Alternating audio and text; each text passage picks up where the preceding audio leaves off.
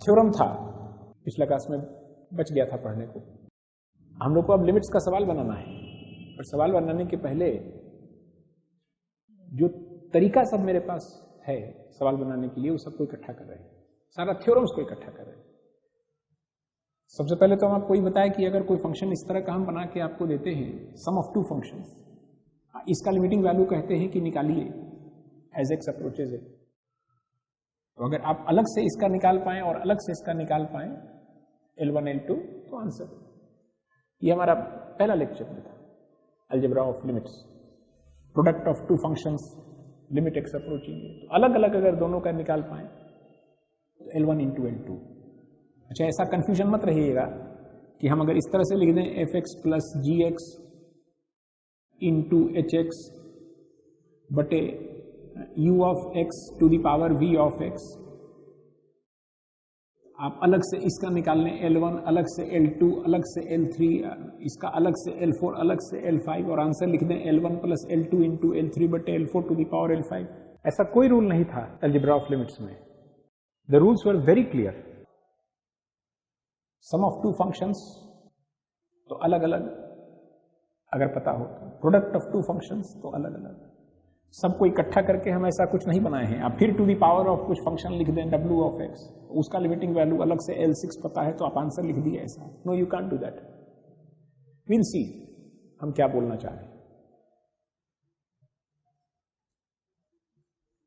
हाँ, इसको एक्सटेंड कर सकते हैं, जो हम 2 के लिए लिख रहे हैं उसको 3 के लिए लिख सकते हैं। अगर हम एफ एक्स प्लस जी X plus H X 3 function का सम करके एक फंक्शन बनाएं और इस फंक्शन का लिमिटिंग वैल्यू पूछें as x approaches a, sine x by x plus 1 minus cos x by x square plus e to the power x minus 1 by x, limit x approaching 0, इस function का limiting value बताइए।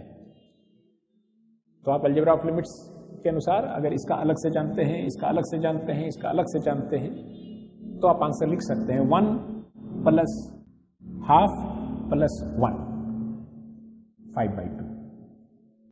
But this plus this into this whole बटे something to the power something, तब आप अलग अलग मत डाल के सबको लगा दीजिएगा, ऐसा हम नहीं दिए हैं अलजेब्रा ऑफ लिमिट्स। तो ये टेबल याद रखना बहुत जरूरी है।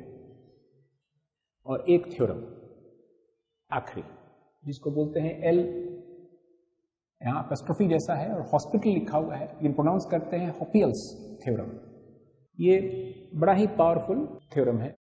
जब भी आप लिमिट का कोई सवाल बनाएंगे ना, तो हमेशा कोशिश करना है कि आप उसको रिड्यूस करके इन्हीं में से किसी फॉर्म में ले आए। आ जाएगा मोस्ट ऑफ द टाइम, लेकिन कभी कभार नहीं रिड्यूस होगा। हम अगर यहां लिख दें 2 टू द पावर x बटे x to the power 3 limit x approaching infinity, तो टेबल में ऐसा कोई फंक्शन है ही नहीं, ये रिड्यूस होगा ही नहीं इनमें से किसी रूप में। हाँ, इसका मतलब समझिए क्या है।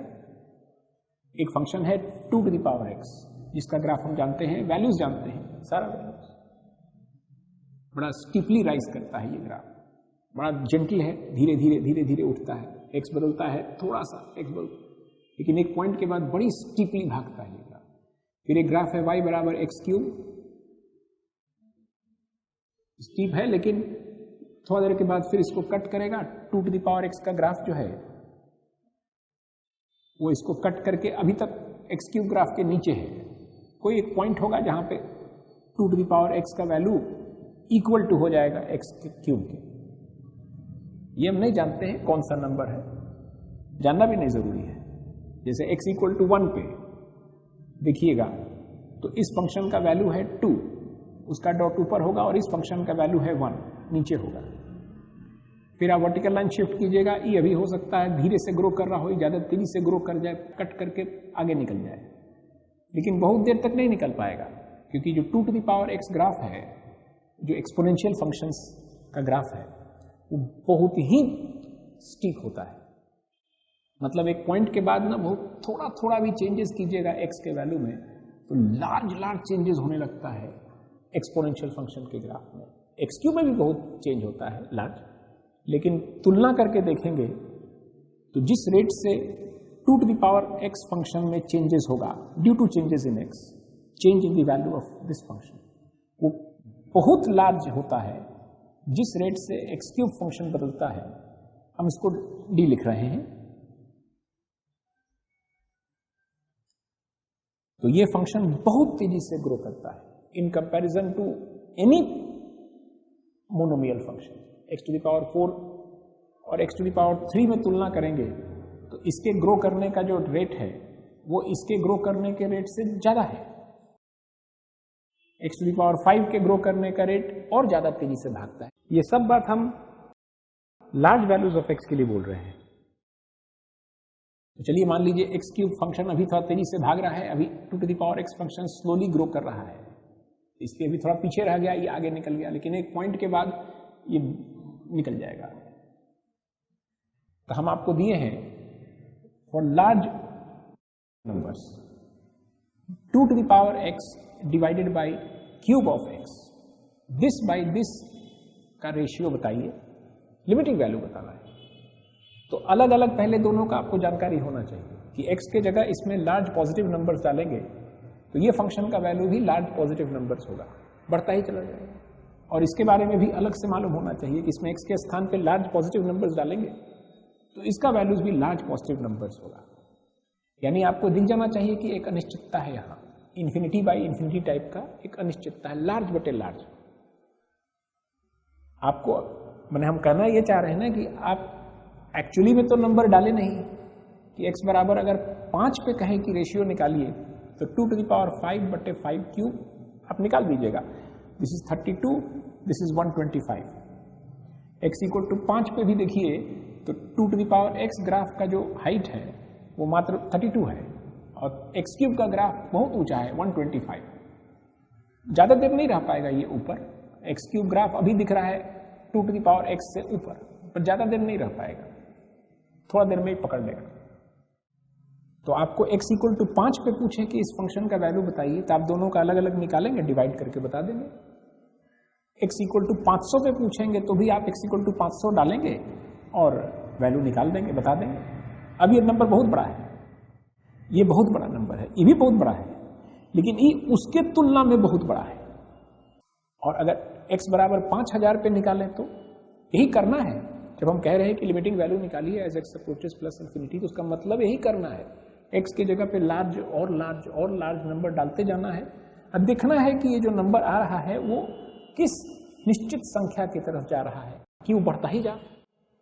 तो अभी खाली लार्ज बाई लार्ज दिखा, हो सकता है ना लार्ज बाई लार्ज का वैल्यू 2 हो, मतलब ये जो भी संख्या हो वो इस संख्या का दुगुना हो, दुगुना नहीं हो, दुगुना के निकट हो, 1.9 हो। और जब x के जगह और बड़ा नंबर डाल दें और फिर डिवाइड करें तो अब 1.99 हो, दिस बाय दिस।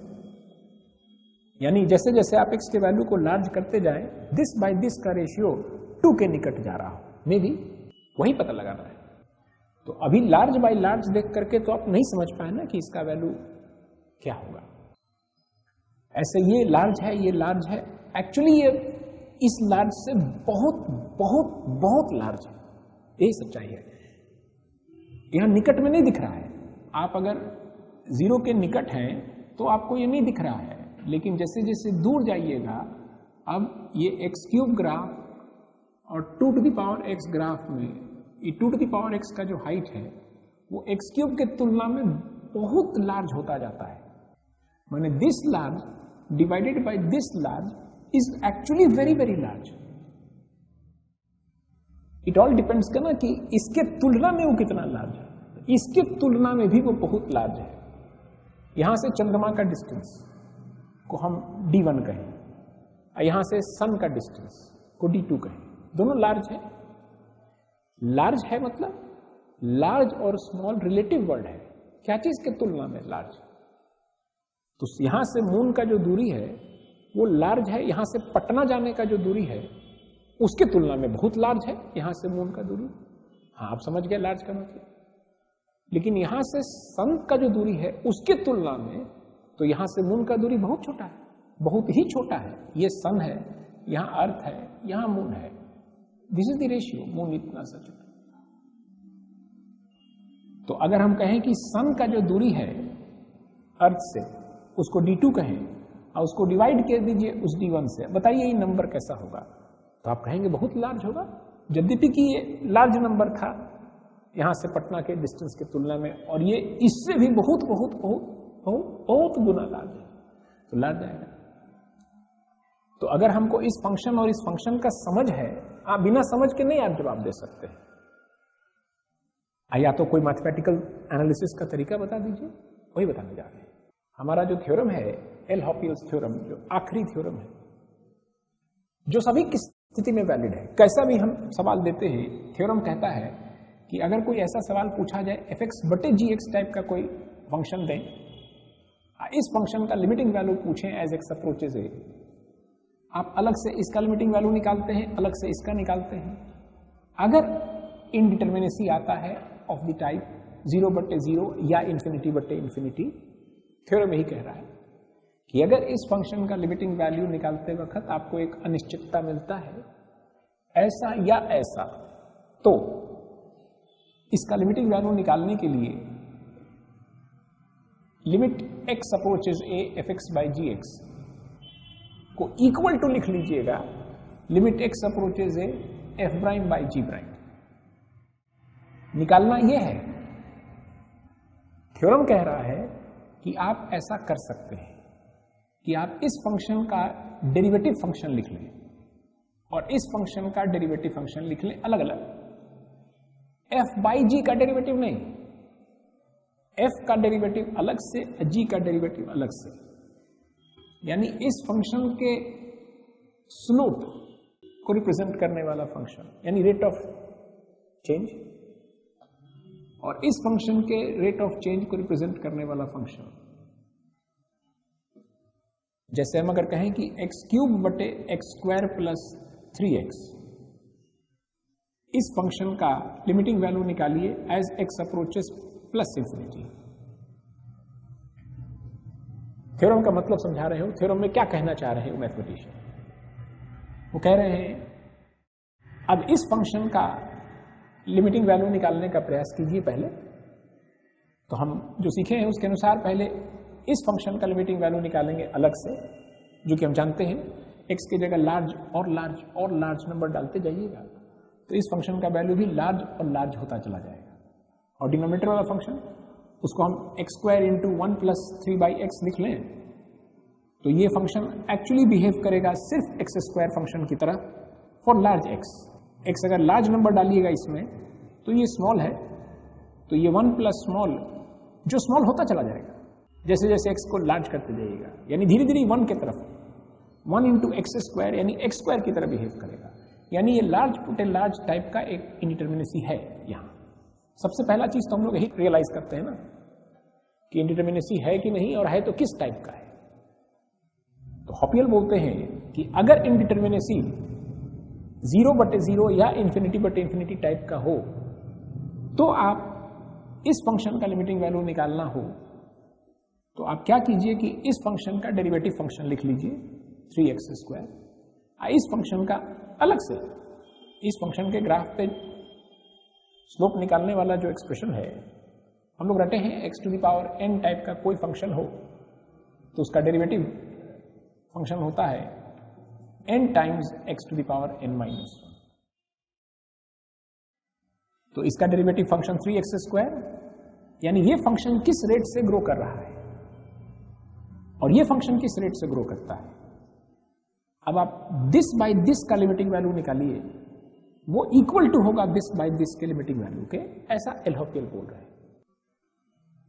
अब फिर कीजिए, अब फिर आप देख रहे हैं कि इन्फिनिटी बटे इन्फिनिटी टाइप का डिटरमिनेसी आया है। तो एल-हॉपियल थ्योरम के अनुसार अब इसका डेरिवेटिव निकाल के और इसका डेरिवेटिव निकाल लीजिए। अब आप दिस बाय दिस का निकालना था लिमिटिंग वैल्यू, हॉपियल कह रहे हैं कि आप दिस बाय दिस का निकाल लीजिए लिमिटिंग वैल्यू, वही आंसर होगा। बड़ा मेहनत किए होंगे वो प्रूफ करने में, कठिन है प्रूफ, हम लोग खाली रट रहे हैं। अब हम इसमें x के जगह लार्ज नंबर सोचेंगे तो ये लार्ज है डिवाइडेड बाई 2 यानी 3x है ये, यानी कि answer is some large number की तरफ ये धीरे धीरे चलता चला जाएगा, यानी आप लिखेंगे does not exist D any. वैसे इस सवाल को ऐसे नहीं बनाएंगे हम सब। इस सवाल को बनाने के लिए तो हम लोग ऑलरेडी सीख चुके हैं कि क्या करेंगे। हम डिनोमिनेटर वाला जो फंक्शन है उसमें highest power of x common लेकर के इसको इस रूप में एक्सप्रेस करेंगे, क्योंकि हम इसका लिमिटिंग वैल्यू निश्चित रूप से जानते हैं। अगर एक्स की जगह लार्ज नंबर डालिएगा और लार्ज करते जाइएगा तो ये धीरे धीरे जीरो की तरफ, यानी हम इसका लिमिटिंग वैल्यू निश्चित रूप से जानते हैं 1 है। इसको कैंसिल आउट करके यानी ये x बटे 1 प्लस 3/x के रूप में इसको लिख लेंगे। और अब फॉर लार्ज नंबर्स अलग से हम इसका लिमिटिंग वैल्यू निकालेंगे, अलग से इसका निकालेंगे। इसका लिमिटिंग वैल्यू होगा लार्ज पॉजिटिव नंबर, इसका लिमिटिंग वैल्यू 1 होगा। और अब लार्ज बटे 1 इज लार्ज, यानी हम आंसर लिखेंगे डज नॉट एग्जिस्ट। यानी हम इस सवाल को बनाने के लिए हॉपियल्स थ्योरम नहीं लगाएंगे।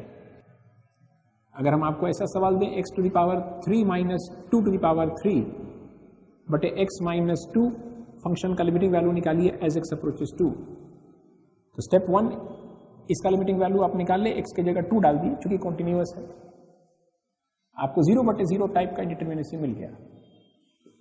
अब थ्योरम कहता है, मैंने थोड़ी देर के लिए आपको दिखाना चाहते हैं कि ये टेबल हमको नहीं मालूम हो, एक भी नहीं, तो भी हम सारा सवाल बना सकते हैं using this one single theorem. Avoid करेंगे हम सवाल बनाते वक्त में लिमिट्स का, हम अवॉइड करेंगे यूजिंग दैट थ्योरम। मतलब हमेशा कोशिश करेंगे कि आपका जो गिवन फंक्शन है वो अगर टेबल से मैच कर रहा है तो use the table, avoid using L'Hopital. नहीं तो क्या होगा ना कि आप एल हॉपियल इस्तेमाल करते करते टेबल भुला जाता है। That is the only problem. इम्तिहान में नहीं कोई आपको पूछेगा कि एल हॉपियल से क्यों बना रहे हैं। इम्तिहान में आपको जैसे मन बनाइए, जैसे हम कोई सवाल बनाना है और हमको टेबल याद है तो हम आंसर लिख देंगे, तुरंत लिख देंगे। 3 times 2 to the power 3 minus 1, यानी 3 टाइम्स 2 स्क्वायर, आंसर इज 12। और अगर एल हॉपियल से बनाएं तो एल हॉपियल साफ लिखे हैं कि अगर कोई फंक्शन का लिमिटिंग वैल्यू निकालते वक्त आपको इंडिटरमिनेसी मिलता है 0 बटे 0 या इन्फिनिटी बटे इन्फिनिटी टाइप का, इफ देन इसका लिमिटिंग वैल्यू निकालना इज सेम एज इस फंक्शन का लिमिटिंग वैल्यू निकालना f prime by g prime. तो चूंकि इंडिटरमिनेसी मिला हमको 0 बटे 0 टाइप का, तो थ्योरम के अनुसार हम इसका डेरिवेटिव फंक्शन निकालें, इसको डिफरेंशिएट करें विथ रिस्पेक्ट टू वही वेरिएबल x। तो 3x स्क्वायर और कांस्टेंट का डेरिवेटिव तो 0 होता है, इसका डेरिवेटिव 1, यानी इसका निकालना लिमिटिंग वैल्यू इस सेम एज इस फंक्शन का निकालना, you will get the same answer हॉपियल के अनुसार। We are not proving the theorem, we are not in a position to prove the theorem. कई थ्योरम्स को प्रूव करने के बाद तब एल हॉपियल्स थ्योरम प्रूव होता है। और ये आंसर देखिए, अब हर स्टेप में आप अब इस फंक्शन का लिमिटिंग वैल्यू निकालना, फिर से सोचिए। तो इसका निकाले 3 into 4 12, इस फंक्शन का लिमिटिंग वैल्यू 1, कांस्टेंट फंक्शन है, हमेशा 1 ही रिटर्न करेगा। तो आप इस फंक्शन की लिमिटिंग वैल्यू 12, जो कि सेम मैच कर रहा है। We are not going to prove this theorem, लेकिन इस थ्योरम को अगर हमको इस्तेमाल करना है, जैसे इस पर्टिकुलर सवाल का लिमिटिंग वैल्यू निकालना है, तो हम सबसे पहले देख लिए कि इन्फिनिटी बाय इन्फिनिटी टाइप का इंडिटरमिनेसी मिल रहा है, और ये भी देख लिए कि टेबल में कोई लिमिट नहीं है जो जिसमें रिड्यूस कर सके इस गिवन फंक्शन। तो हम एल हॉपियल लगाने के लिए मजबूर हैं। अब एल हॉपियल्स थ्योरम के अनुसार हम अगर इस फंक्शन का डेरिवेटिव फंक्शन जानते हैं और इस फंक्शन का भी डेरिवेटिव फंक्शन जानते हो, अगर चूंकि अभी नहीं जानते, और अगर वो नहीं जानते हैं तो हम एल हॉपियल्स थ्योरम नहीं इस्तेमाल कर सकते। यानी एल हॉपियल्स थ्योरम इस्तेमाल करने के पहले सभी फंक्शंस का डेरिवेटिव निकालने आना चाहिए। हम लोग का जो नेक्स्ट चैप्टर है डिफरेंशिएशन सीखते हैं, उसमें उस चैप्टर का नाम है डिफरेंशिएबिलिटी। उसमें कैसे ही सीखते ही हैं, फंक्शन देंगे, आप उसका डिफरेंशिएशन करके उसका डेरिवेटिव बता दीजिए। हर फंक्शन का कोई ना कोई तो ग्राफ होगा ना, हर पॉइंट पे स्लोप होगा ना, किस रेट से फंक्शन ग्रो कर रहा है या डिक्रीज कर रहा है, वो जानना जरूरी है हमारे लिए, df by dx। तो किसी भी पॉइंट पे हमको डेरिवेटिव निकालना हो जरा सा घसक करके फंक्शन का वैल्यू निकालेंगे, y at x plus h, y at x plus h minus y at x divided by x plus h minus x dy by dx लिख रहे हैं, लिमिट h अप्रोचिंग 0, इसी को बोलते हैं y प्राइम या dy by dx at x equal to x। तो ऐसा फंक्शन हमको बना बना करके रखना है सभी फंक्शंस का, कुछ का अभी रखने जा रहे हैं, सबका नहीं, वो तो जब नेक्स्ट चैप्टर पढ़ेंगे हम लोग डिफरेंशिएबिलिटी, तो हम लोग डिफरेंशिएशन करने में माहिर हो जाएंगे। अभी कुछ फंक्शंस का, जिसमें एक फंक्शन है x to the power n, उसका निकाल के देख लेते हैं हम लोग, x plus h to the power n minus x to the power n बटे h limit h approaching 0। If y equals x to the power n then dy by dx, माने इस फंक्शन के बदलने का दर, y मतलब यहां पे x to the power n है, तो देखिए ऊपर में लिखे हैं change in the value of the function, x equal to x डालने पर ये रिटर्न किया x to the power n, x equal to x plus h डालने पर इतना रिटर्न किया, i कितना होगा। अब इसका जवाब हम लोग दे सकते हैं, हम सीधे टेबल इस्तेमाल करेंगे और जवाब दे देंगे। नीचे में देखिए ये x plus h minus x लिख रहे हैं, यहां वेरिएबल h है, वेरिएबल x नहीं है।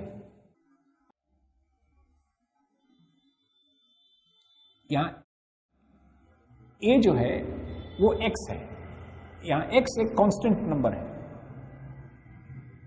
और यहां x जो है वो ये है, so this is the variable. तो इसका आंसर क्या होगा, हम लोग उसी को इस्तेमाल कर रहे हैं देख करके। अगर हम यहां x प्लस h के जगह t लिख दें तो ये t to the power n minus x to the power n है, आपके सुविधा के लिए दिखा रहे हैं। हम यहां x प्लस h को t लिख रहे हैं, x को एक फिक्स्ड नंबर आप इमेजिन कीजिए इस वक्त, और यहां पे t अप्रोचिंग x लिख रहे हैं, यानी कि एक फिक्स्ड स्थान था x और बगल में एक नंबर है t, जिसको धीरे धीरे x की तरफ ले जाना है, t अप्रोचिंग x। तब आपको कंपेयर करने में आसानी होगा और इसका आंसर तब n times x to the power n minus 1। या अगर आप इसका बाइनोमियल एक्सपेंशन कर लें, जो कि हम n अगर नेचुरल नंबर मान लें तो हम इसका बाइनोमियल एक्सपेंशन कर सकते हैं। हम प्रूफ कर रहे हैं एक और तरीका से, अगर हम n एक नेचुरल नंबर मान लें तो प्रूफ कर सकते हैं, हर रैशनल नंबर के लिए तो नहीं कर पाएंगे क्योंकि पढ़े नहीं हम लोग। इसका एक्सपेंशन करेंगे तो x to the power n plus nc1, जिसको n लिखते हैं, times x to the power n minus 1 into h plus nc2 which is n minus 1 into x to the power n minus 2 into h square बटे 2 factorial nc2। चलिए अभी nc2 ही लिखते हैं, nc1 dot dot,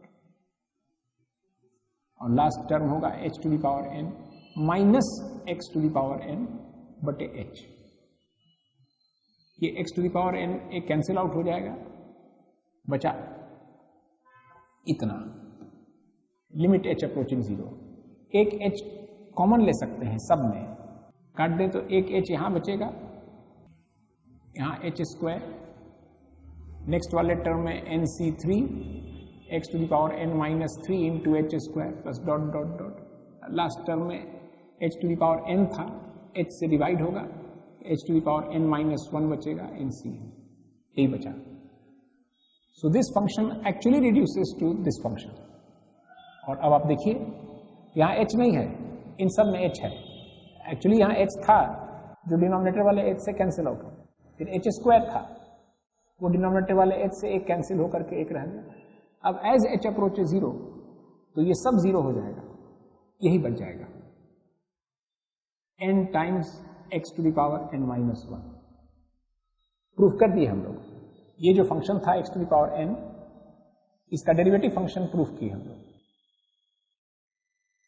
जब हम लोग differentiation पढ़ेंगे ना तो एक बार फिर से इन सब फंक्शंस का डेरिवेटिव फंक्शंस को डिराइव करेंगे, पर अभी जरूरत है हमको, सारा फंक्शंस नहीं लिखे हैं। देखिए यहाँ पे sine inverse of x, cos inverse of x, tan inverse of x, cosec x, sec x, cot x सब नहीं लिखे, कुछ एलिमेंट्री फंक्शंस लिख दिए हैं। ये प्रूफ इंपॉर्टेंट नहीं है कि आप याद रखें, इंपॉर्टेंट है कि आप जानें कि हम लिमिट्स पढ़ेंगे तभी किसी फंक्शन का डेरिवेटिव फंक्शन निकाल पाएंगे। अब sin x का निकालना है। sin x फंक्शन का भी तो ग्राफ है, x जैसे जैसे बदलता है फंक्शन का वैल्यू बदलता है। किसी भी पोजीशन x पे हम टेंजेंट का स्लोप चाहते हैं, तो x पोजीशन पे फंक्शन का वैल्यू है sin x, थोड़ा सा घसक गए x प्लस h, फंक्शन का वैल्यू बदल गया, dy by d x sine of x plus h minus sine of x divided by h limit h approaching 0।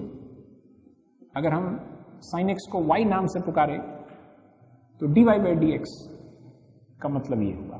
अभी निकाल के देखें, हम लोग को पता है साइन फंक्शन का डेरिवेटिव कई बार इस्तेमाल कर चुके हैं फिजिक्स कॉस फंक्शन, लेकिन आज साबित करके पहली बार देखने जा रहे हैं। ये equal to limit h approaching 0 sine c minus sine d। तो हम इसका आइडेंटिटी आपको एक बार प्रूफ करके दिखाते हैं फिर से, ये याद रहना चाहिए, हम लोग बार बार प्रूफ नहीं करेंगे। हम c को लिख सकते हैं c plus d by 2 plus c minus d by 2, और d को लिख सकते हैं c plus d by 2 minus c minus d by 2। Check करके देख लीजिए, ऐड करिएगा तो c रह जाना चाहिए, d और माइनस d कट जाएगा और यहाँ पे c कैंसिल आउट हो जाएगा, d रह जाएगा। अब इसको अल्फा प्लस बीटा इमेजिन कीजिए और इसको अल्फा माइनस बीटा एक्सपेंड कीजिए, sine alpha cos beta, sine alpha cos beta cut जाएगा, कॉस अल्फा साइन बीटा रह जाएगा, 2 times cos alpha sine beta, sine of c minus d by 2 और cos of c plus d by 2, यही रहेगा। तो हम इस आइडेंटिटी का इस्तेमाल करें तो 2 times sine of this minus this बटे 2 into cos of this plus this बटे 2 डिवाइडेड बाई h। हमको निकालना है इस फंक्शन का limiting value as h approaches 0। इसमें h के जगह अगर 0 डाल दीजिए तो ऊपर वाला एक्सप्रेशन का वैल्यू 0 हो जाता है और नीचे वाले का 0, यानी 0 बटे 0 टाइप का एक इंटरमिनेसी था। तो इसलिए हम फर्दर उसको सिंप्लीफाई कर रहे हैं फंक्शन को। अब सवाल बन गया, अब देखिए हम इसको साइन ऑफ h बाई 2 बटे h बाई 2 लिख दें, इसको into cos of x plus h by 2 limit h approaching 0। अब ये टेबल में मेरे साइन ऑफ स्मॉल बटे स्मॉल का वैल्यू 1 के निकट होगा और cos of x plus h by 2 अलग से देखिए, इस फंक्शन का लिमिटिंग वैल्यू अलग से, उसका अलग से। इसमें h अगर स्मॉल नंबर हो, x कोई फिक्स नंबर है, यहाँ h is the variable, h का वैल्यू को स्मॉल स्मॉल स्मॉल करते जाइए। कॉस फंक्शन एक कॉन्टिन्यूअस फंक्शन है, as h approaches 0 this approaches cos x। हम इस तरह से प्रूव कर दिए कि साइन फंक्शन का डेरिवेटिव निकालना हो cos x। उसी तरह से cos का माइनस साइन x उसी तरह से निकाला जाता है, cos of x plus h minus cos x। किसी फंक्शन का डेरिवेटिव निकालना होता है f of x plus h minus F x divided by h limit h approaching 0। इसी तरह से उस फंक्शन का डेरिवेटिव फंक्शन निकाला जाता है, little change in the value of the function divided by little change in the value of x। अभी देखिएगा तो 0 बाई 0 टाइप का आपको इंडिटरमिनेसी दिख रहा है, as h approaches 0 numerator approaches 0 and denominator also approaches 0।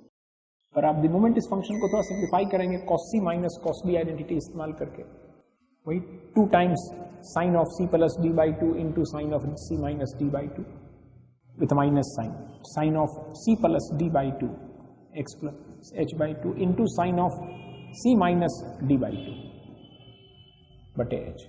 अभी फंक्शन सिंप्लीफाई होकर के ऐसा आ गया। अब इसका लिमिटिंग वैल्यू निकाल सकते हैं हम, इसको h बाई 2 यहाँ लिख दें, sine of x plus h by 2 minus sign.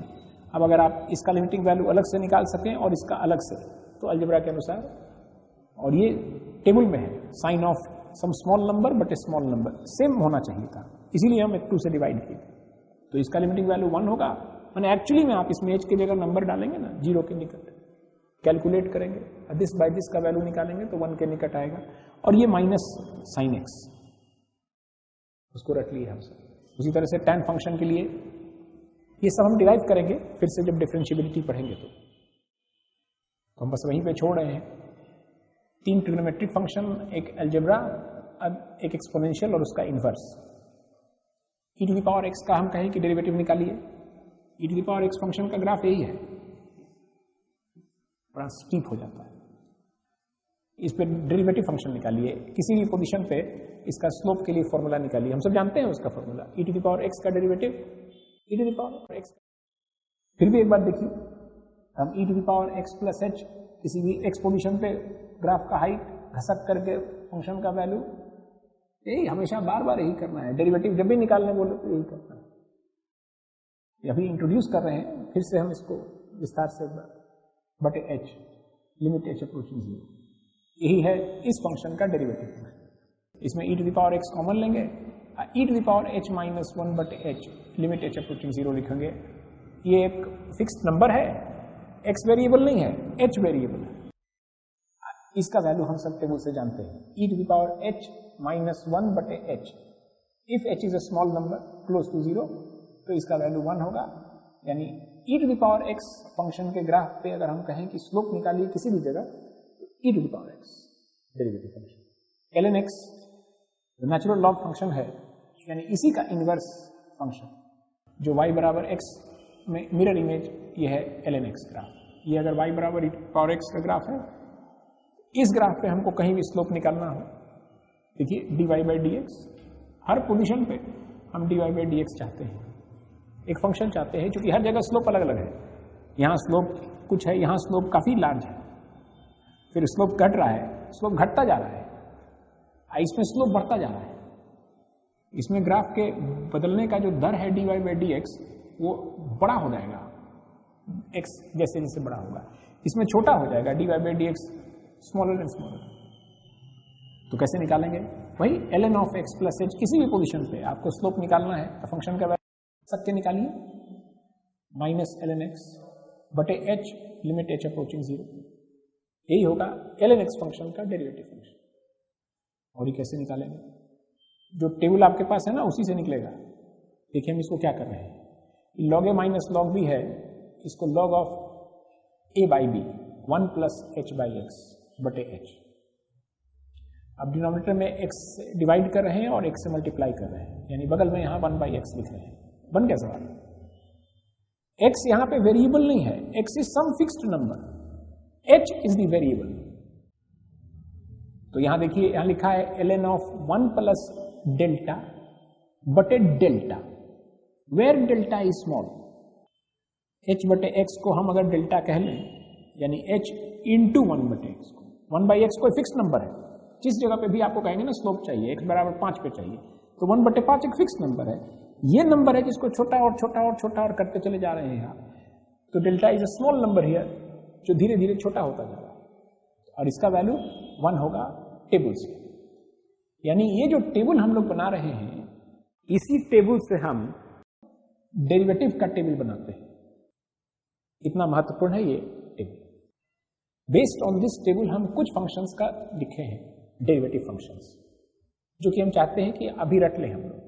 tan function का derivative function sec square x होगा। मैंने tan ग्राफ पे किसी भी जगह हम कहें कि स्लोप बता दीजिए, यहां बता दीजिए x इक्वल टू 0 पे टेंजेंट का स्लोप बता दीजिए, तो sec स्क्वायर 0 होगा टेंजेंट का स्लोप। cos 0 का वैल्यू 1 होता है, तो sec 0 का वैल्यू रेसिप्रोकल ऑफ 1, उसका स्क्वायर 1 है, यानी यहाँ पे टेंजेंट का स्लोप 1 है tan कर्व पे 0 पे, यानी 45 डिग्री एंगल पे झुका हुआ है। तो आपको ये डेरिवेटिव फंक्शन इतना याद रखना होगा, बस इतना ही फंक्शंस का, जबकि ये फंक्शन समाप्त नहीं हुआ है।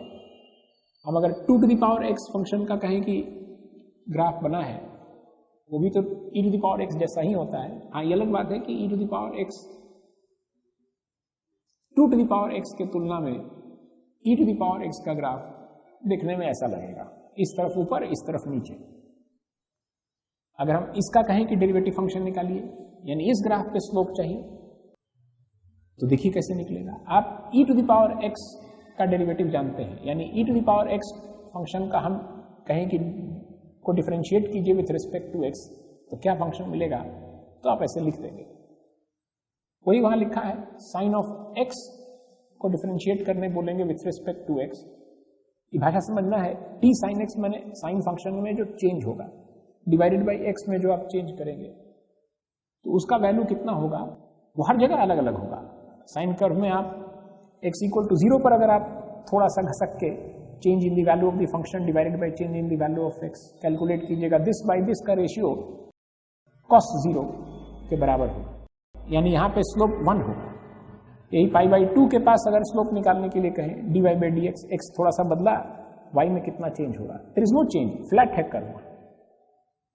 तो cos पाई बाई 2 0 आ रहा है, स्लोप 0 आ रहा है। इसी फंक्शन से हम कहीं भी स्लोप निकाल सकते हैं, उसको डेरिवेटिव फंक्शन बोलते हैं। तो 2 to the power x function का डेरिवेटिव फंक्शन क्या होगा, x के बदलने से फंक्शन में जो चेंज होगा d by d x of 2 to the power x पूछें तो क्या लिखिएगा, तो देखिए क्या करेंगे। हम सबसे पहले इसको e टू द पावर में कन्वर्ट करेंगे। हम लोग जानते हैं कोई नंबर दे दीजिए, नेगेटिव नहीं, तो कहिए कि इसको लिखिए 3 टू द पावर, तो लिख देंगे 3 to the power of log with base 3 of 5 लिखा, e to the power of e to the power of ln 5 लिखा हुआ है। इसको हम लिख लेंगे e to the power of ln of this number which is x times ln 2। अब हम इसको डिफरेंशिएट कर पाएंगे। ये e to the power some constant into x लिखा हुआ है, this function is same as this function, वो कांस्टेंट है ln 2 0.693x। अब हम कहें कि इसको डिफरेंशिएट कीजिए विथ रिस्पेक्ट टू x, तो हम लोग अलजेब्रा ऑफ डेरिवेटिव्स इसको बहुत विस्तार से हम लोग सुनेंगे, भी एक बार तेजी से बोल रहे हैं। तो हम पहले इसको डिफरेंशिएट करेंगे विथ रिस्पेक्ट टू cx, और इसको चेन रूल बोलते हैं, या फिर cx को डिफरेंशिएट करेंगे विथ रिस्पेक्ट टू x। ये आप जानते हैं, अभी जस्ट सीखे हम लोग, वहां देखिए सीखे हैं e to the power x को डिफरेंशिएट करें विथ रिस्पेक्ट टू x, तो क्या लिखेंगे, तो e to the power of x। x का कोई महत्व नहीं है, x is just a dummy variable. यहाँ अगर हम e to the power of z लिख दें और कहें कि इसको डिफरेंशिएट कीजिए विथ रिस्पेक्ट टू z, आप पूछें कि क्या आएगा, तो आप तुरंत अगर e to the power of star लिख दें, फिर star is the name of the variable, इसको डिफरेंशिएट करने बोले विथ रिस्पेक्ट टू स्टार, तो answer e to the power star. Sine star का derivative with respect to star, तो cos star की आदत डालिए, हमेशा x नहीं ना होगा, वेरिएबल कुछ भी नाम से। तो यहाँ e to the power of something लिखा है और उसको डिफरेंशिएट कर रहे हैं आप with respect to that something cx। हाँ, तो e आप जानते हैं e to the power something. Sine of x square को डिफरेंशिएट करेंगे with respect to x square, तो क्या मिलेगा, टेबल में लिखा है साइन ऑफ स्टार को डिफरेंशिएट करेंगे विथ रिस्पेक्ट टू स्टार, तो आंसर बोलिएगा कॉस ऑफ स्टार। यहाँ साइन ऑफ एक्स स्क्वायर को डिफरेंशिएट करना है with respect to x square, the answer is cos of x square. हाँ, विथ रिस्पेक्ट टू एक्स पूछे तो the answer is not cos of x square.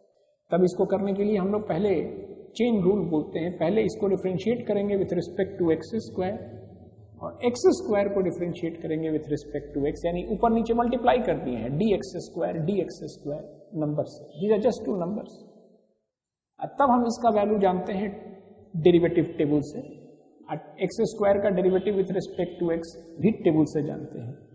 इन सब बातों को हम लोग सीखेंगे डिफरेंशिएशन पढ़ते वक्त। तो अब इसका डेरिवेटिव ये लिखेंगे और सी एक्स का डेरिवेटिव सी होगा। वापस अब e to the power c x 2 to the power x को लिख देते हैं, और सी ln2 था, यानी 2 to the power x function का डेरिवेटिव फंक्शन ऐसा होगा, जो कि हम एक्सपोनेंशियल फंक्शंस के बारे में आपको बताए हैं। क्या बताए हैं? ये जो ग्राफ है, इस ग्राफ पे किसी भी स्थान पे जो हाइट है और जो स्लोप है, उसका रेशियो एक फिक्स्ड नंबर है। अगर x पोजीशन पे इसका height 2 to the power x है, तो यहां पर जो स्लोप होगा वो 2 टू द पावर x गुने एक कांस्टेंट होगा 0.693। ये पूरे ग्राफ पे हर जगह ट्रू होगा। 2 to the power x graph पे किसी भी जगह स्लोप पूछे तो ये हाइट था गुने 0.693। हम x इक्वल टू 4 पे पूछे ग्राफ का हाइट बताइए, तो आंसर 2 टू द पावर 4 और स्लोप 2 टू द पावर 4 गुने 0.693, हाइट से कम होगा स्लोप। यही अगर y बराबर 3 to the power x graph पे स्लोप निकालना हो कहीं, ये तो हाइट निकालते हैं ना इस तरह से, इस फंक्शन से स्लोप निकालने वाला फंक्शन, तो 3 to the power x times ln3, इस ग्राफ पे हर जगह जो हाइट और स्लोप का जो अनुपात है, देखिए स्लोप बराबर हाइट गुने सम कांस्टेंट, यानी y बराबर a to the power x ऐसा फंक्शन कोई भी हो, उसका डेरिवेटिव फंक्शन होगा a to the power x गुने सम कांस्टेंट ln a।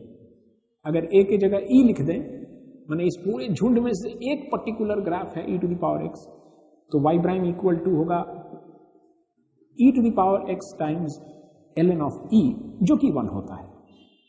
तो सिर्फ एक फंक्शन है जिसमें हाइट और स्लोप सेम होता है, बाकी सभी में जो स्लोप है वो equal to height times some constant, जो कि अलग अलग ग्राफ के लिए अलग अलग कांस्टेंट होगा। 2 to the power x graph पे ये कांस्टेंट है ln2 0.693, 3 to the power x graph पे ये कांस्टेंट है ln3, इसका वैल्यू लगभग 1.01 समथिंग है। पर उस सभी एक्सपोनेंशियल फंक्शंस में से एक function e to the power x का स्लोप हम लोग रटेंगे, और सभी लॉग फंक्शंस अलग अलग लॉग फंक्शंस है। 2 टू द पावर x का भी इनवर्स फंक्शन है log x विथ बेस 2, इस पे टेंजेंट का स्लोप पूछेंगे तो ये फॉर्मूला नहीं होगा, क्या होगा देखेंगे। और अभी ln x फंक्शन का खाली डेरिवेटिव फंक्शन याद कर लें। देखिए इसमें किसी भी जगह अगर हम पूछेंगे अब ln x ग्राफ का स्लोप बता दीजिए at any position, x equal to 1 पे बता दीजिए। हाइट पूछेंगे ग्राफ का y कोऑर्डिनेट तो ln x से बताएंगे, और स्लोप पूछेंगे तो 1/x, यानी x इक्वल टू 1 पे टेंजेंट का स्लोप 1 है, और ग्राफ का height ln1 which is 0, so the height is 0 but the slope यानी कि किस रेट से वो ग्राफ ग्रो कर रहा है, x इक्वल टू 5 पे ग्राफ का हाइट ln5 कोई नंबर है 1 से बड़ा,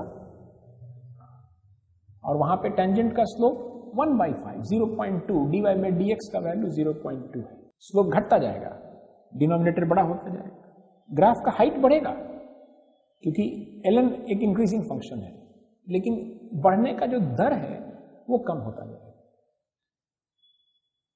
तो हमको अभी इतना फंक्शंस का डेरिवेटिव फंक्शन रटना आवश्यक है, ताकि अगर हमको कभी एल हॉपियल्स थ्योरम लगाना पड़े, जैसे 2 टू द पावर x बटे क्यूब ऑफ x, हम इस फंक्शन का लिमिटिंग वैल्यू जानना चाहते हैं for large positive values of x। तो हम सबसे पहले देख लिए कि एक इंडिटर्मिनेसी मिल रहा है लार्ज बटे लार्ज जैसा, यानी कि कुछ हमको काम करना होगा, इस फंक्शन को सिंप्लीफाई करना होगा। हम नहीं कर सकते हैं इनमें से कोई भी टेबल में लिखा हुआ फंक्शन के रूप में इसको रिड्यूस नहीं किया जा सकता। तो हम सोचे हैं कि एल हॉपियल लगाएंगे, जो कहते हैं कि अगर आपका इंडिटर्मिनेसी 0/0 या इन्फिनिटी टाइप का आता है, तो आप इस ग्राफ पे टेंजेंट का जो स्लोप के लिए फॉर्मूला है वो 2 to the power x times ln2 है। इस ग्राफ पे जो डेरिवेटिव फंक्शन है 3x² है। हम यहां लिख दे रहे हैं a to the power x type का कोई फंक्शन हो तो उसका derivative function a to the power x का derivative a to the power x होता है गुने सम कांस्टेंट। अलग अलग एक्सपोनेंशियल फंक्शन के लिए ये कांस्टेंट अलग अलग होगा। e to the power x के लिए वो कांस्टेंट 1 है। It is not difficult to remember, क्योंकि ये फंक्शन इतना सरल है एक्सपोनेंशियल। आप पहली बार सुन रहे हैं ना जीवन में तो डरावना लगता है, धीरे धीरे कंफर्टेबल हो जाते हैं। In fact the polynomials are more frightening, क्योंकि सब पॉलिनोमियल का ग्राफ अलग होता है, बट इनका सबका ग्राफ एक ही जैसा, या तो इंक्रीजिंग या डिक्रीजिंग, शक्ल सबका एक। किसी भी ग्राफ पे हम कहें कि स्लोप निकालिए तो बस वही फंक्शन तो लिख देना है, एक कांस्टेंट से गुना कर देना है। तो एल हॉपियल के अनुसार अगर आपको इसका निकालना है लिमिटिंग वैल्यू, तो आप अब इस फंक्शन का निकाल, नया फंक्शन बना लीजिए, इसका डेरिवेटिव बटे इसका डेरिवेटिव, दोनों के फंक्शन के वैल्यू के बदलने का जो दर है उस रेशियो का लिमिटिंग वैल्यू निकाल लीजिए।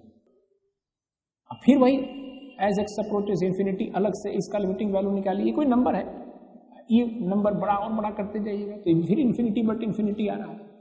फिर एलहोपियल लगा लेते हैं, 2 to the power x into some constant है, किसी कॉन्स्टेंट से मल्टीप्लाई कर दें किसी फंक्शन को और इसको कहें कि डिफरेंशिएट कर दीजिए, तो वी नो की कॉन्स्टेंट को हम लोग डेरिवेटिव के बाहर ले सकते हैं, यानी ln2 multiplied by 2 to the power x का डेरिवेटिव, तो फिर एक 2 to the power x into ln2 एक नंबर आ जाएगा डिवाइडेड बाई 6x।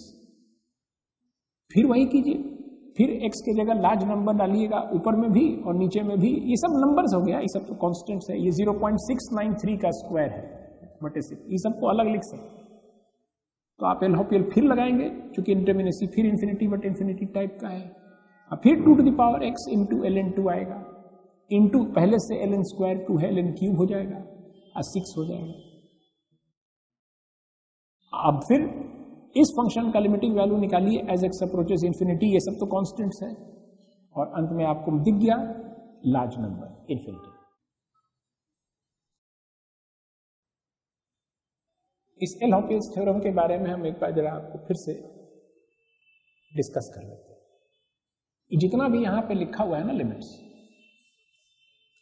इन सबको हम लोग बड़ा मेहनत करके प्रूफ किए। x to the power n minus a to the power n बटे x माइनस a,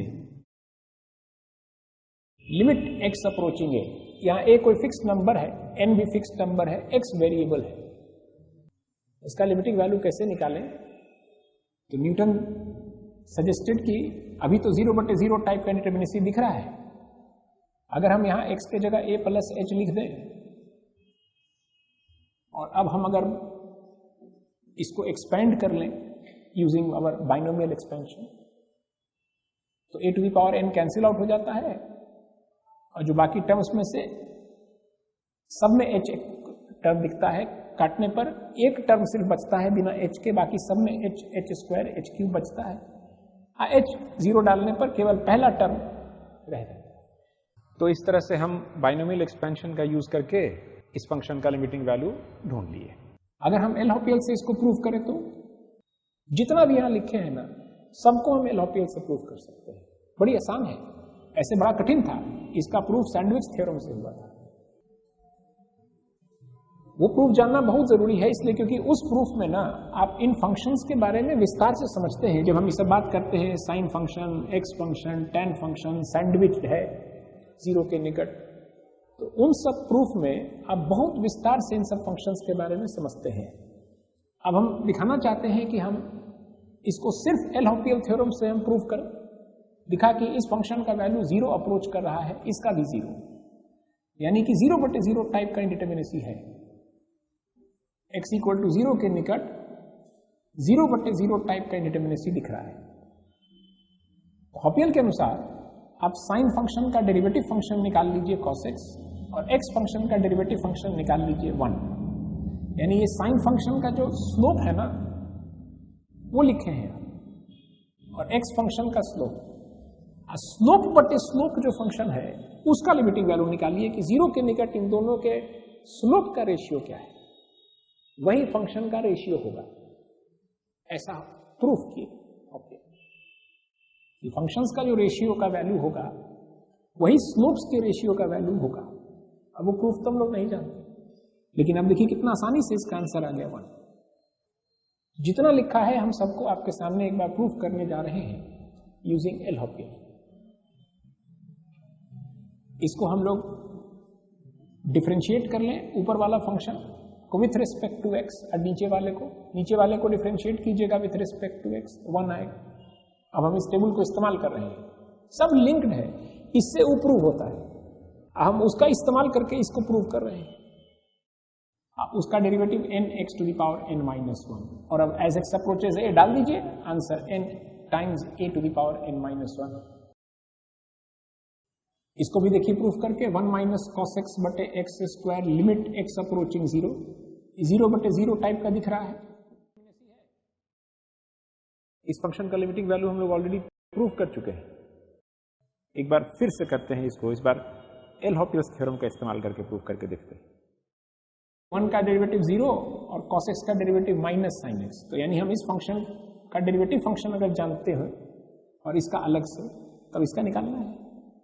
अब फिर 0/0 है, फिर एलहोपियल लगा दीजिए, या अगर आपको दिख गया कि sin x/x को हम लोग 1 लिख सकते हैं तो हाफ हो गया, नहीं तो फिर होपियल लगाएंगे तो इसका डेरिवेटिव cos x लिखेंगे, इसका डेरिवेटिव 2 लिखें, तब x बराबर 0 पे cos 0 का वैल्यू 1 हाफ।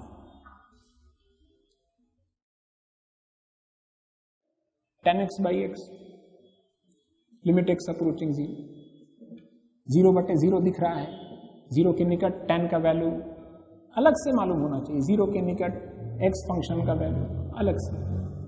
तो होपियल के अनुसार उस ग्राफ पे टेंजेंट का स्लोप का एक्सप्रेशन और इस ग्राफ पे 0 के निकट दोनों के टेंजेंट का स्लोप के रेशियो को कंपेयर करना है। अभी 1 आ गया,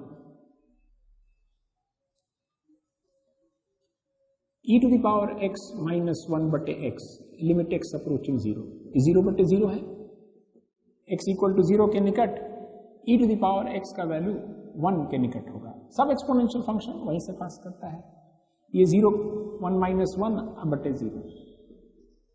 होपियल के अनुसार अगर हम इस फंक्शन को डिफरेंशिएट करना जानते हो, e to the power x का derivative e to the power x 1 का 0/1, अब x की जगह 0 डालिएगा तो इसका लिमिटिंग वैल्यू 1 आई, 1/1 आंसर 1। हम इसको नहीं प्रूव कर रहे हैं एलहोपियल से, कर नहीं सकते हैं क्योंकि वो साफ लिखा है, अगर 0/0 या इन्फिनिटी टाइप का इंडिटरमिनेसी हो तो ये तो नहीं ना होगा। अगर आप x बराबर 0 पे ये बेस में जो लिखा फंक्शन है उसका लिमिटिंग वैल्यू 1 होगा और एक्सपोनेंट में जो लिखा है तो ये 1 to the power infinity type का इंडिटरमिनेसी है, तो यहां पे you can not use L'Hopital. हम इन सबको प्रूव कर सकते हैं, ये सब 0/0 0/0 0/0 0/0 0/0 0/0 टाइप का है, या इन्फिनिटी टाइप का हो तो वहां एलहोपियल इस्तेमाल होगा।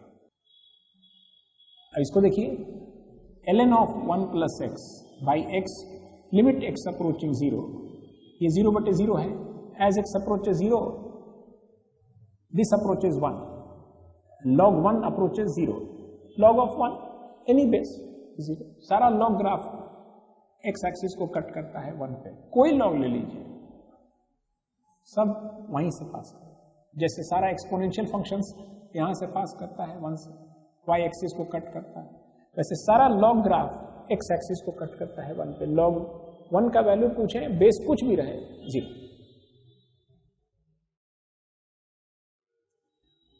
अब हम लोग एलहोपियल लगाएं, इस फंक्शन का डेरिवेटिव 1 है, ln 1 प्लस x का डेरिवेटिव तो नहीं लिखा है, यहाँ ln x का डेरिवेटिव लिखा है 1/x, तो ln ऑफ 1 प्लस x को डिफरेंशिएट करना है with respect to x, numerator में यही लिखना है, न्यूमरेटर को डिफरेंशिएट अलग से, डिनोमिनेटर का अलग से, तो इसको हम पहले with respect to 1 plus x differentiate करेंगे या फिर 1 प्लस x को विथ रिस्पेक्ट टू x, इसको चेन रूल बोलते हैं differentiation. Will learn, will get used to using these rules.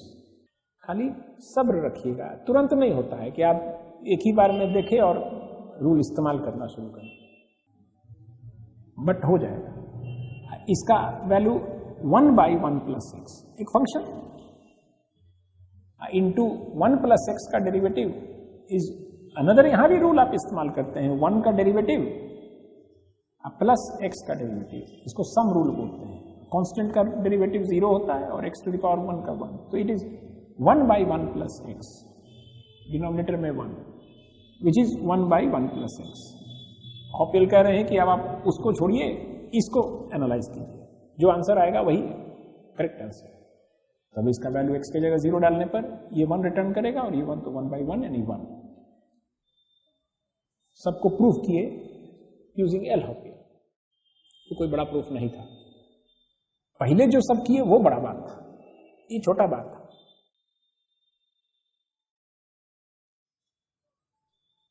सवाल बनाना जब शुरू करें उसके पहले छोटा छोटा बात सब और आपको बता दें। हम आपको सवाल देंगे तो फंक्शन बना के देंगे, इस टाइप का कोई फंक्शन देंगे और उसका लिमिटिंग वैल्यू बोलेंगे कि निकालिए एज एक्स अप्रोचेस। इंडिटरमिनेसी जो आएगा 0/0 टाइप का होगा, इन्फिनिटी टाइप का होगा। कभी हम एफ एक्स इंटू जी एक्स दे देंगे, यहाँ इन्फिनिटी इंटू इन्फिनिटी नहीं आएगा, क्योंकि तब इंडिटरमिनेसी कहाँ है? अगर इसका लिमिटिंग वैल्यू लार्ज और इसका भी लार्ज, तो लार्ज गुने लार्ज इज लार्ज। इंडिटरमिनेसी तब होगा जब एक लार्ज और एक स्मॉल। अब लार्ज इंटू स्मॉल आप नहीं बता पाएंगे, क्योंकि लार्ज हो सकता है 10 to the power 23 हो एक फंक्शन का वैल्यू कोई पर्टिकुलर ए के लिए, आज जी का वैल्यू हो 1/10 to the power 39 हो। अलग से देखे आप तो इसको समझिए कि बहुत बड़ा नंबर है, अलग से देखे तो इसको 0.0000 बहुत स्मॉल नंबर देखे, बट तो वही आप लिख दिए कि लार्ज गुने स्मॉल। बट ये लार्ज गुने स्मॉल का वैल्यू देखिए तो कैसा है, ये 1/10 to the power 16 बहुत स्मॉल नंबर है, जीरो के निकट है।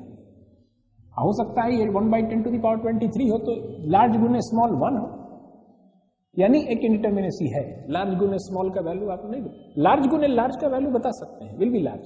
स्मॉल गुने small will be small. Small plus small that is not indeterminate, it is small.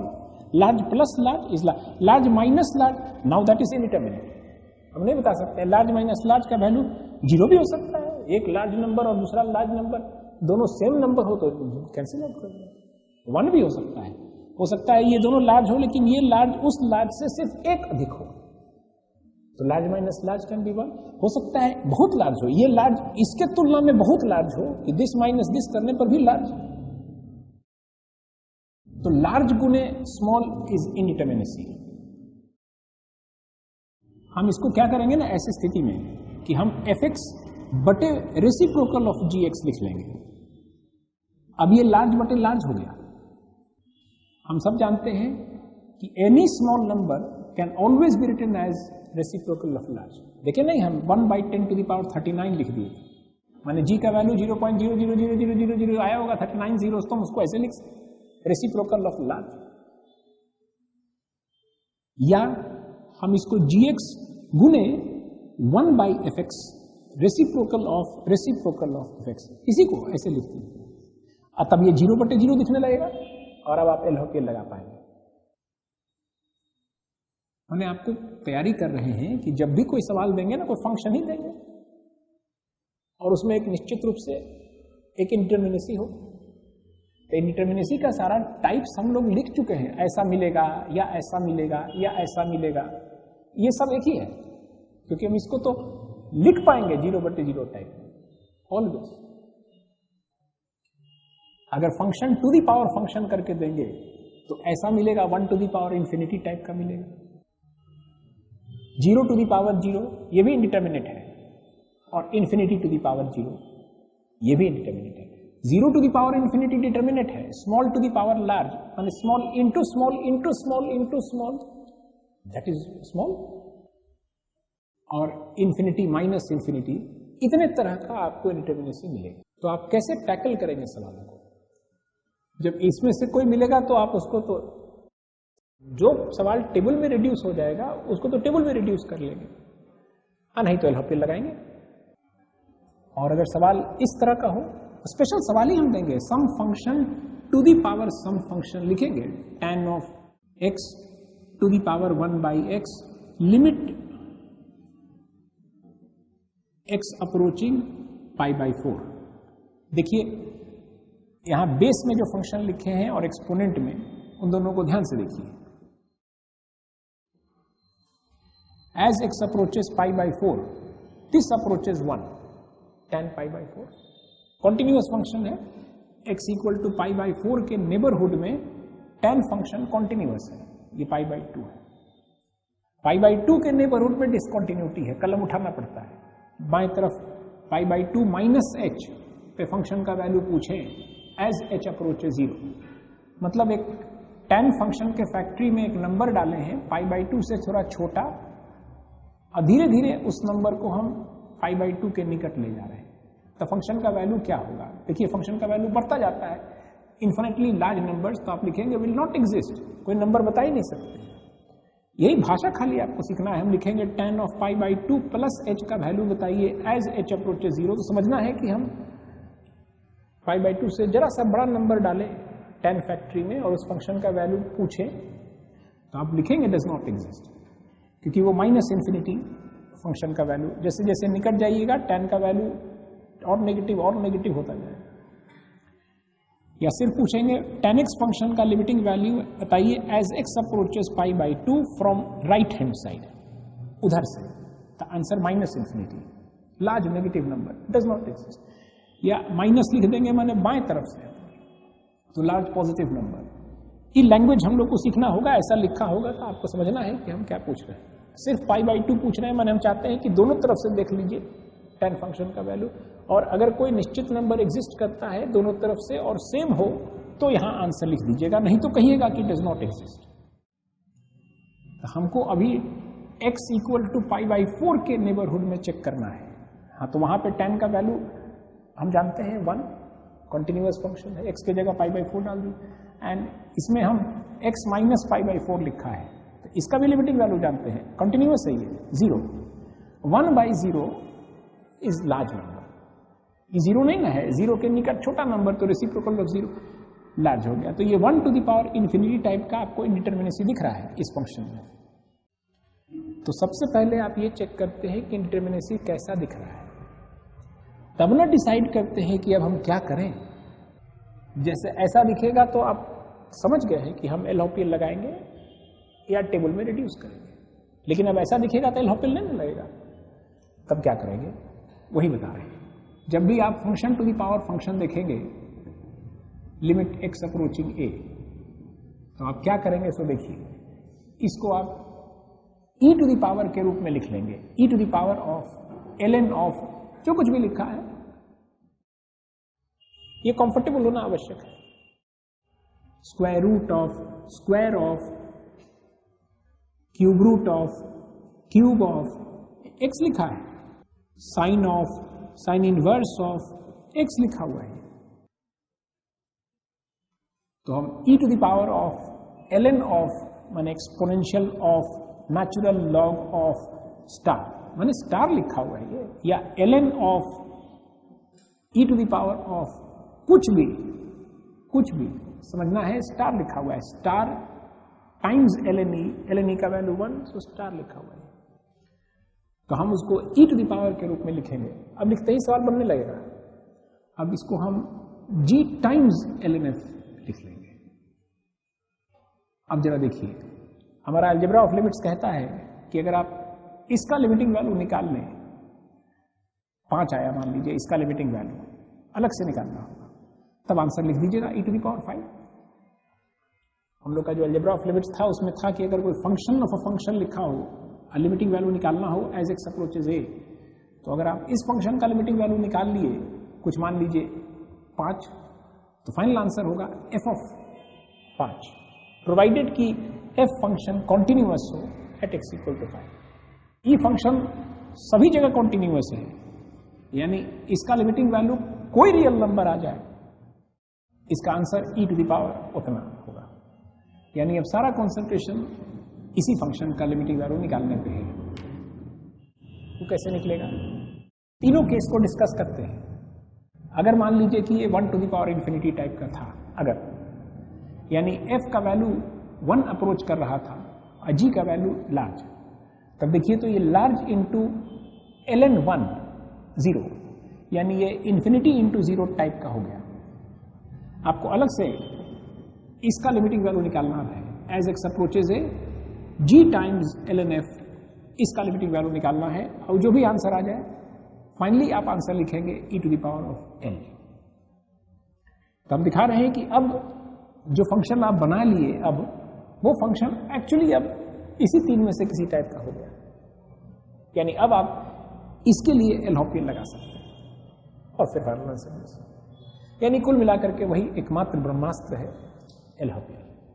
किसी भी सवाल में बनाना हो तो आपको इंडिटरमिनेसी एवेंचुअली 0/0 या इन्फिनिटी या 0 इंटू इन्फिनिटी टाइप में ट्रांसफॉर्म हो जाएगा। अगर ये मान लीजिए 0 टू द पावर 0 टाइप का होता अगर, तो g 0 और ln f ln 0 का वैल्यू देखिए क्या है, लॉग फंक्शन में जैसे जैसे आप 0 के निकट जाइएगा लॉग फंक्शन का वैल्यू -∞ होता है, तो ये लार्ज नेगेटिव नंबर है, यानी कि 0 इंटू इन्फिनिटी टाइप का है। इसको सॉल्व करने के लिए फिर वही करेंगे हम, ln f बटे 1/g लिख देंगे। अब ये इन्फिनिटी बटे इन्फिनिटी टाइप का हो जाएगा। इस पे हम अपना एल हॉपिटल्स लगाएंगे। और अगर ये infinity to the power 0 type का है, माने f इन्फिनिटी अप्रोच कर रहा है और g 0, तो ये 0 into ln infinity and log of infinitely large numbers के लिए लॉग का वैल्यू भी इन्फिनिटली लार्ज होता है, और 0 के निकट भी लॉग का वैल्यू इन्फिनिटली लार्ज होता है। नेगेटिव लार्ज नंबर और उधर positive large number, negative number से शुरू होता है और पॉजिटिव नंबर की तरफ जाता है लार्ज। यानी लॉग फंक्शन अनबाउंडेड है, इधर भी कोई सीमा नहीं है, उधर भी कोई सीमा नहीं है। x² फंक्शन बाउंडेड है एक तरफ से, इसका लोअर बाउंड है, अपर बाउंड नहीं है। x³ फंक्शन इज अनबाउंडेड, माने दोनों तरफ से, ना लोअर बाउंड एग्जिस्ट करता है, ना निचला हिस्सा और ना ही ऊपरी हिस्सा। तो log function is also unbounded function. Exponential functions bounded है एक तरफ से। सभी एक्सपोनेंशियल फंक्शंस का जो ग्राफ है, उसका जो फंक्शन का जो वैल्यूज रिटर्न होता है वो 0 से लेकर प्लस इंफिनिटी के बीच में, यानी कि एक लोअर बाउंड है, एक सीमा है, उससे नीचे नहीं जाएगा। लेकिन अपर बाउंड नहीं है एक्सपोनेंशियल फंक्शंस का। तो लॉग फंक्शन का ना लोअर बाउंड है ना अपर बाउंड है, ना इधर कोई सीमा है ना उधर कोई सीमा है। तो ये फिर 0 इंटू इन्फिनिटी टाइप का हो गया। अब ये बात याद रखना होगा, function to the power function जैसा कोई सवाल देंगे, उसमें इंडिटर्मिनेसी इन्हीं 3 में से कोई आएगा तो इंडिटर्मिनेसी है। मान लीजिए इसका वैल्यू 5 आ गया, इसका वैल्यू 3 आ गया, तो आप तुरंत आंसर लिख दिए 5/3। और किसी ना किसी स्टेप में तो आना है ना, अंत में तो जहां डिटर्मिनेसी आता है वहीं रुक जाते हैं, वही सवाल बन जाता है। तो एवरी स्टेप में हमको चेक करना होता है कि इंडिटर्मिनेसी है या नहीं है तो कैसा है। तो अगर जब भी ऐसा होगा तो हमको e⁻g टाइम्स ln f लिखना होगा, तब इसका लिमिटिंग वैल्यू निकालना होगा और तब आंसर देना होगा।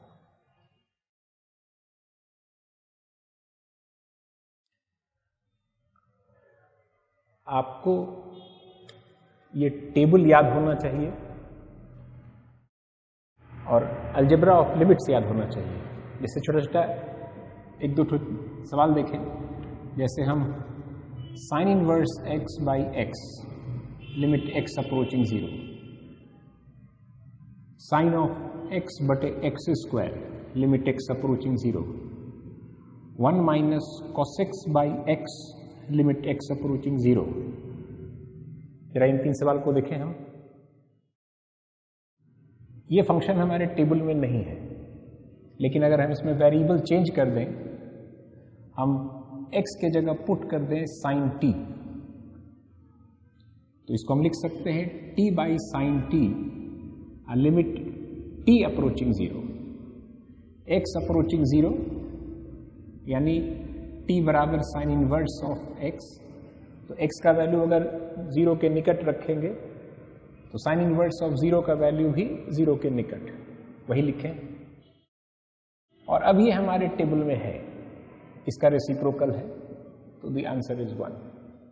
जैसे ये सवाल पूछें तो ये फंक्शन हमारे टेबल में नहीं है, लेकिन अगर इसको हम ऐसे तोड़ करके प्रोडक्ट ऑफ 2 फंक्शंस के रूप में एक्सप्रेस करें, और मेरा अलजेब्रा बोलता है कि अगर अलग अलग आप दोनों का जानते हो लिमिट्स, जैसे इसका लिमिटिंग वैल्यू हम जानते हैं 1, मतलब एक्चुअली में हम इसमें x के स्थान पे छोटा नंबर डालें 0 के निकट, तो इस फंक्शन का वैल्यू 1 के निकट होगा और इसका वैल्यू लार्ज होगा। लार्ज होगा मतलब लार्ज होता ही चला जाएगा। इसमें x के स्थान पे छोटा एक नंबर डालेंगे, इस फंक्शन का वैल्यू कैलकुलेट करेंगे, बड़ा लार्ज नंबर आएगा। और अगर x के वैल्यू को और छोटा चुन लेंगे तो ये और लार्ज, यानी कि लिमिट डज नॉट एग्जिस्ट, ऐसे बोले। इसको हम अगर तोड़ के लिख दें x times 1 minus cos x by x², ये फंक्शन नहीं है हमारे टेबल में, लेकिन अब ये दोनों फंक्शन को हम अलग अलग जानते हैं। इसका लिमिटिंग वैल्यू हम जानते हैं हाफ, मतलब इसमें x के स्थान पे अगर कोई छोटा सा नंबर डालें 0 के निकट, पॉजिटिव या नेगेटिव, तो इसका वैल्यू लगभग हाफ के निकट होगा और इसका वैल्यू जीरो के निकट होगा, जो और ज़्यादा जीरो के निकट होता चला जाएगा। जैसे जैसे आप इसमें x के वैल्यू को छोटा और छोटा करते चले जाएंगे, so zero into half zero, algebra of limits यही बोलता है। अगर इसका लिमिटिंग वैल्यू अलग से आप जानते हो और इसका अलग से, तो इस फंक्शन का लिमिटिंग वैल्यू निकालने के लिए दोनों को मल्टीप्लाई करके। चलिए, जितना बात हमको लिमिट्स में सीखना था इस चैप्टर में सब सीख लिए। अब हम लोग प्रॉब्लम बनाने की स्थिति में हैं। नेक्स्ट क्लास में हम लोग प्रॉब्लम्स बनाएंगे। आज के लिए समाप्त।